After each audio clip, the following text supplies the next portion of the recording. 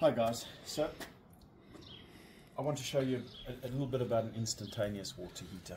Small little device, very common in Europe. Put them in the showers, put them in the bathrooms, and with the turn of a button you heat only what you use. It comes up and it's got a fantastic little display to show you your temperature. Very much like a gas geyser, it's a flow related device, inlet and outlet, and you control the temperature. The hotter you make it, the more you restrict the flow of water coming through the unit. This is an electrical one, and again I bring your attention to, it's not just a geyser, it's an electronic device with sophisticated electronics in it and heat exchanger as well as restrictors of flow. So you have flow restrictors that are going to control the speed at which the water flows through the unit. The faster the water flows through the unit, the less heat comes out that water on the other end.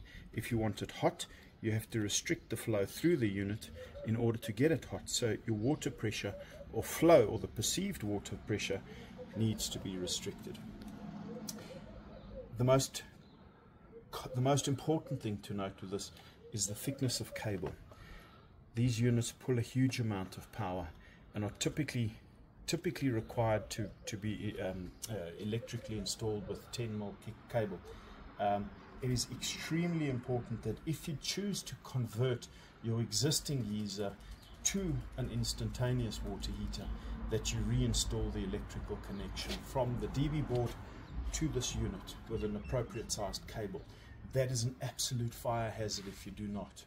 Again, I reiterate, you have to install the right size cable from the DB board to this device in order to prevent the risk of fire. 10mm cable to supply this unit. Great to have, deliver nice hot water.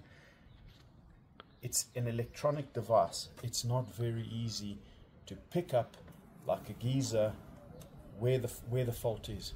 They typically take quite a bit longer to do, and potentially to and fro from the supplier or distributors in order for them to check the circuitry and what may be faulty with it.